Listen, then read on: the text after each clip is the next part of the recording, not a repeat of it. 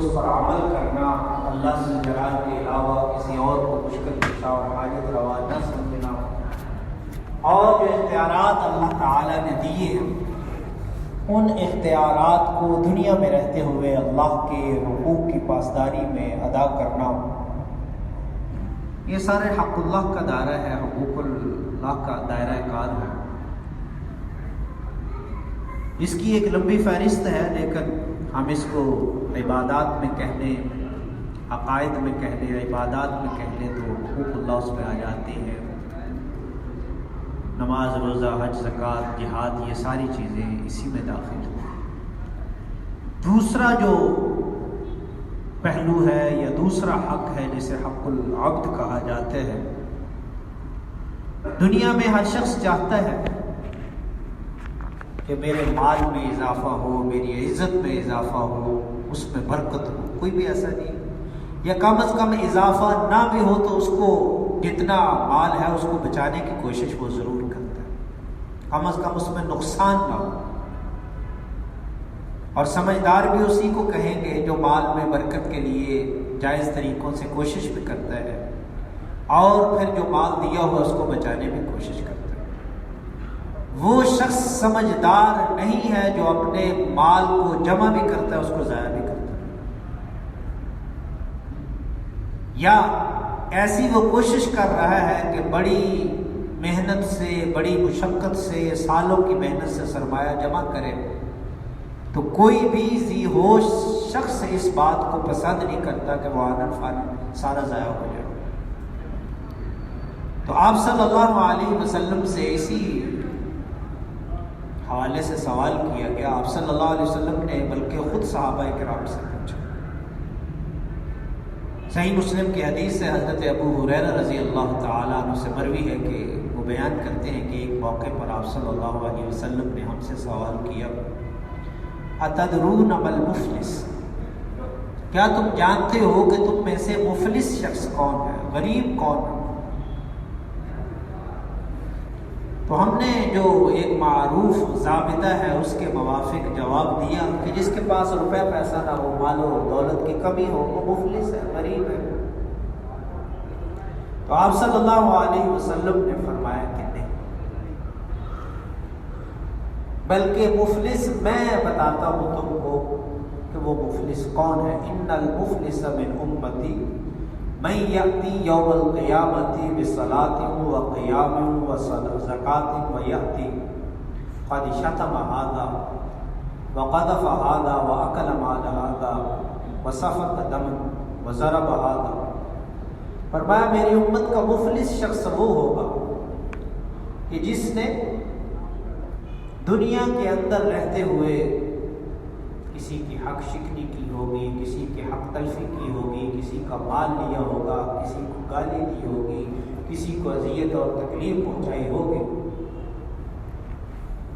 اب جب اللہ ذل جلال کی بارگاہ میں پیشی ہوگی تو یقیناً دنیا میں تو اگر کوئی انصاف سے شاید بچ جائے، لیکن وہاں تو سب کے ساتھ انصاف کیا جائے گا۔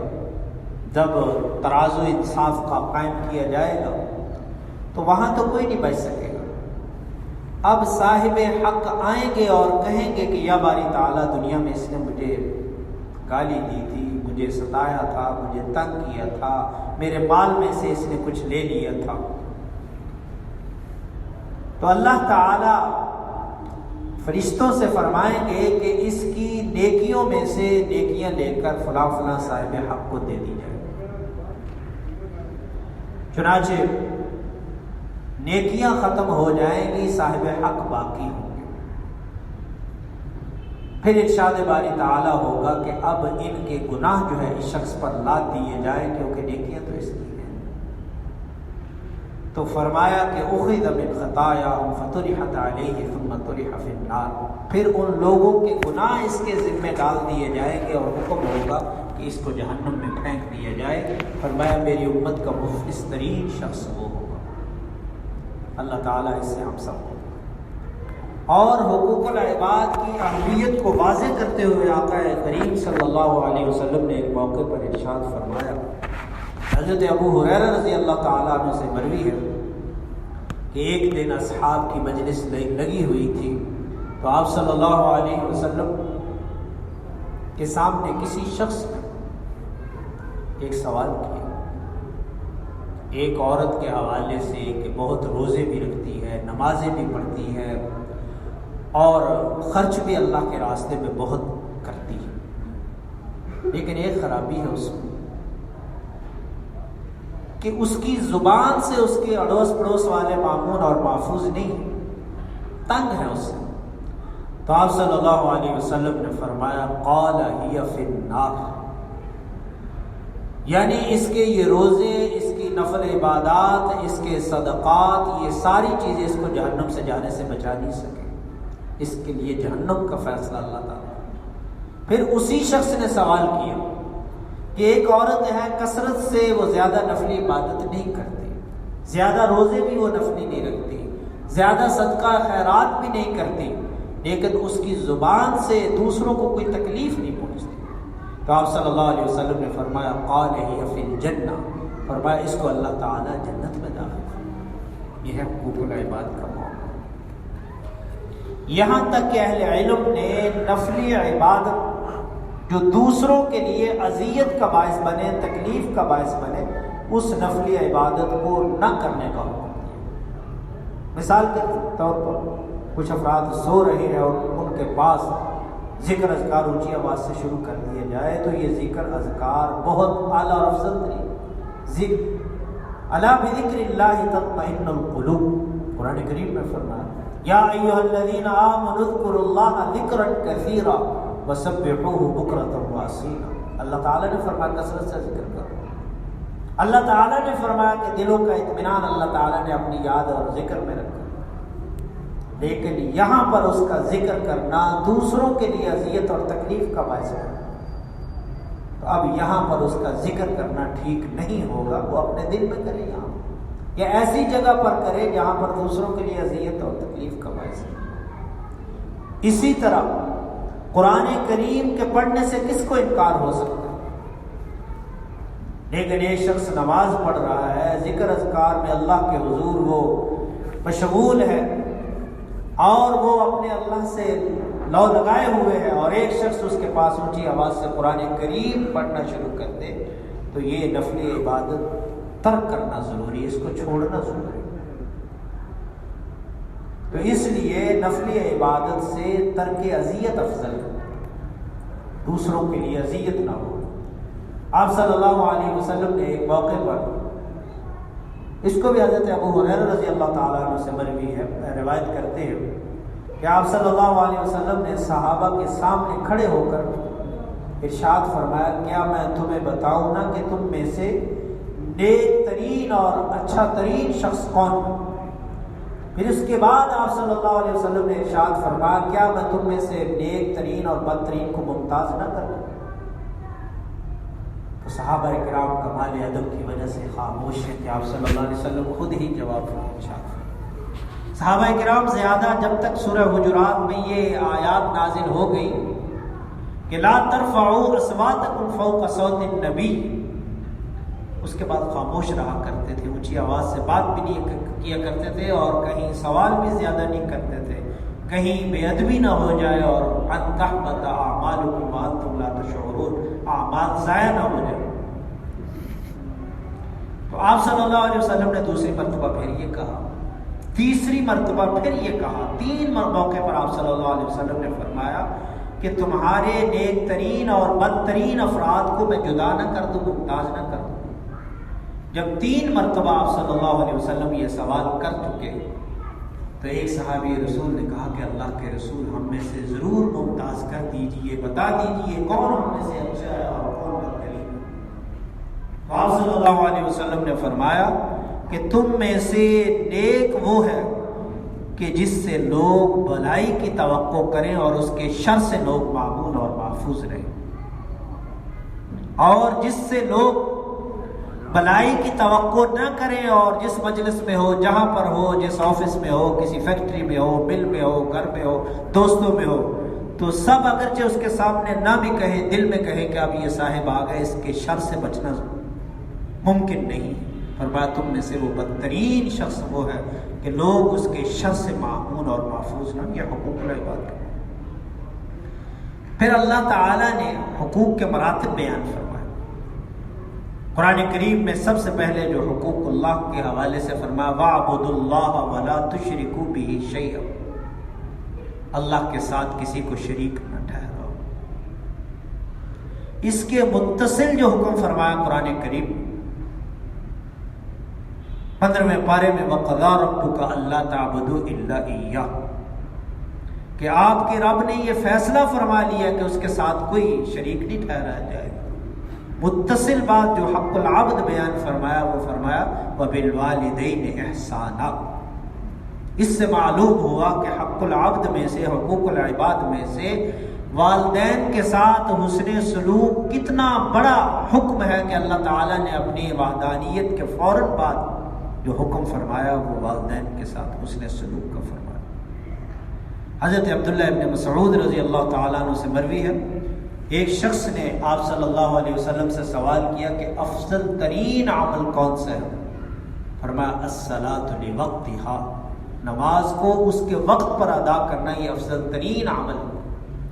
صحابہ کرام نیکیوں کے حریص رہا کرتے تھے، فوراً سوال کر دیا کہ اس کے بعد پھر کون سا عمل ہے؟ فرمایا بر الوالدین، والدین کے ساتھ حسن سلوک کرنا یہ اس کے بعد افضل ترین عمل ہے. پھر حقوق العباد کی ایک پوری فہرست اللہ تعالیٰ نے قرآن کریم میں سورہ نساء میں ہے وَاعْبُدُوا اللَّهَ وَلَا تُشْرِكُوا بِهِ شَيْئًا. یہ یہاں تک حق اللہ کا معاملہ، اللہ کے ساتھ کسی کو شریک.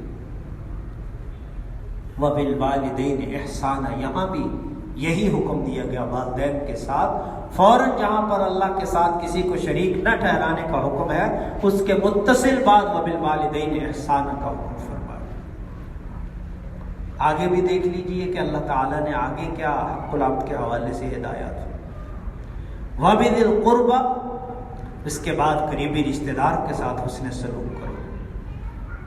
وَالْيَتَامَى وَالْمَسَاكِينَ، پھر یتیموں کے ساتھ، پھر مساکین کے ساتھ حسن سلوک کرو. آگے پھر پڑوسی کی 3 قسمیں اس آیت مبارکہ میں بیان ہیں. 3 قسمیں پڑوسی کی ہیں. ایک وہ پڑوسی کہ آپ کا رشتہ دار بھی ہے اور پڑوس بھی ہے، سب سے پہلے اس کا نمبر. دوسرے قسم کا پڑوس والجار الجنب، کہ رشتہ داری تو نہیں ہے لیکن دیوار کے ساتھ دیوار متصل ہے، پڑوس ہے، فرمایا اس کے ساتھ حسن سلوک کرو. اور تیسرا پڑوسی والصاحب بالجنب، کہ کچھ وقت کے لیے وہ آپ کا پڑوسی ہے، جیسے یہاں کچھ وقت کے لیے ایک دوسرے کے ساتھ بیٹھے ہوئے ہیں، بس میں سفر کر رہے ہیں، کچھ وقت کے لیے ایک دوسرے کے ساتھ بیٹھے ہوئے ہیں، ایک ادارے میں کام کر رہے ہیں 6 7 8 گھنٹے کے لیے پڑوس. یہ سارے الصاحب بالجنب میں فرمایا ان کے ساتھ حسن سلوک کرو. 3 قسم پڑوسی کی، ایک قریبی رشتہ دار ہے اور پڑوسی بھی ہے، اس کا پہلا نمبر ہے. دوسرا جس کے ساتھ پڑوس ہے، دیوار متصل ہے، فرمایا اس کے ساتھ حسن. تیسرا یہ کہ کچھ وقت کے لیے پڑوسی ہے، پھر اس کے بعد اس کا راہ اور ہے، دوسرے کا راہ اور. ان تینوں کا حکم بیان کرنے کے بعد پہلے نمبر پر والدین، اس کے بعد قریبی رشتہ دار، پھر یتامہ، پھر مساکین، پھر یہ پڑوسی کی 3 قسمیں بیان. پھر اس کے بعد مسافر وابن السبیل. کئی اس میں تفصیل اس آیت مبارکہ میں، یہ سورۃ النساء کی آیت مبارکہ نمبر 36 ہے، اس کو دیکھ لیا جائے تو حقوق کی فہرست پوری اس میں موجود ہے جو اللہ تعالیٰ نے خود بیان کیا. پھر سورۃ الحجرات کا اگر مطالعہ ہم کریں، بلکہ آپ صلی اللہ علیہ وسلم نے فرمایا کہ مسلمان کے مسلمان پر 6 حقوق ہیں. یہ بھی حق العبد ہے. جب آپس میں ملے تو السلام علیکم ورحمۃ اللہ کہا کرو، جب ایک بھائی ملے تو اس کو سلام کرو، جب وہ دعوت دے تو اس کو قبول کرو، جب وہ خیر خواہی چاہے تو اس کی خیر چاہی جائے، اس سے خیر خواہی کی جائے جو جتنا ممکن ہو. جب چھینک آئے تو جس کو چھینک آئے دین متین کہتا ہے وہ الحمدللہ کہے، تو جواب میں وہ یرحمک اللہ کہے، یہ حق ہے اس کا. 5واں حق یہ جب بیمار ہو جائے تو اس کی بیمار پرسی کی جائے، اس کی عیادت کی جائے، اور جب وہ فوت ہو جائے تو اس کی نماز جنازہ ادا کی جائے۔ یہ 6 حق ایک مومن کے، اور بہت سارے اس حدیث مبارکہ میں 6۔ اسی لیے آپ صلی اللہ علیہ وسلم نے فرمایا کہ 6 امور اگر تم ان کو اختیار کر لو جنت کی ضمانت میں محمد الرسول اللہ صلی اللہ علیہ وسلم تم کو دیتا ہوں۔ جب بولو تو سچ بولو، ان اللہ مع الصادقین، الا لعنت اللہ علی الکاذبین۔ قرآن کریم میں فرمایا جو سچے ہیں اللہ تعالیٰ کی معیت ان کو حاصل ہوگی، اور آگاہ رہو جھوٹوں پر اللہ ذوالجلال کی لعنت۔ اس میں ہر شخص دیکھ لے کہ صبح سے شام تک گھر میں، باہر، بازار میں، دفتر میں، کاروبار میں، تجارت میں کہیں الا لعنت اللہ علی الکاذبین کا مصداق تو نہیں ہم بن رہے، جھوٹ سے سودا تو نہیں بک رہا، جھوٹ سے ہم اپنا کام تو نہیں چلا رہے۔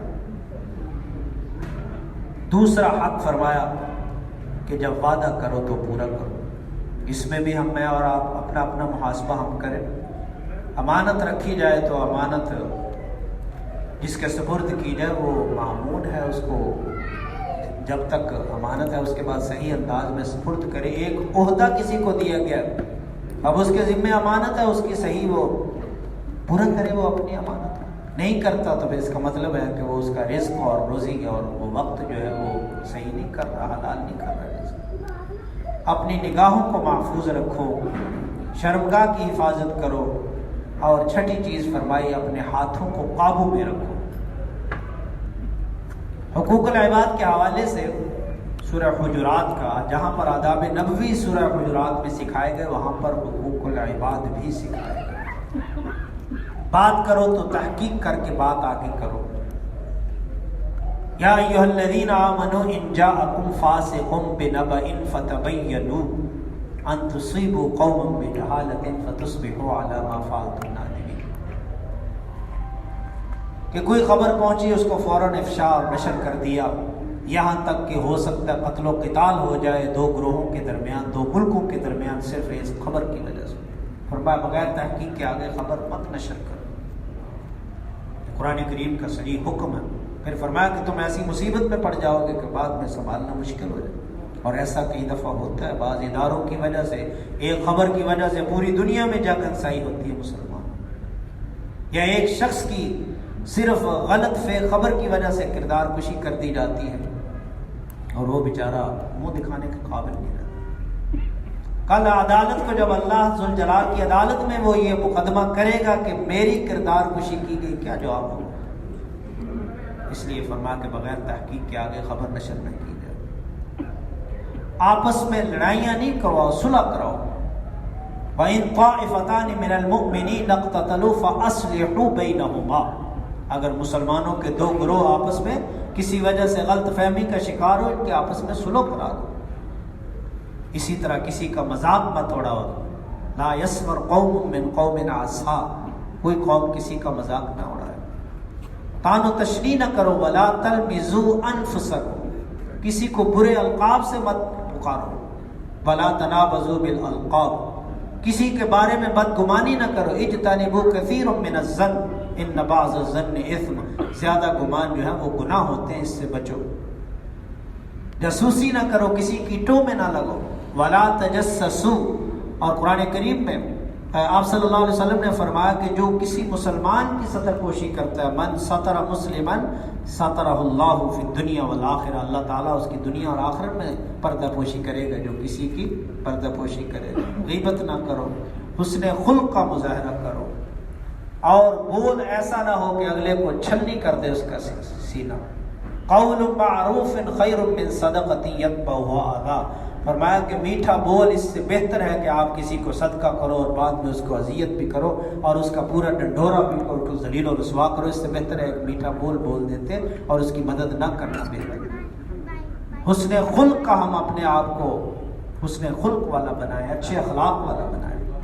اللہ تعالی عمل کی توفیق عطا فرمائے، اور جو کہا سنا گیا عمل کی توفیق عطا فرمائے، اور حق اللہ کے ساتھ حق العبد کی بھی رعایت کرنے کی اللہ تعالیٰ میں توفیق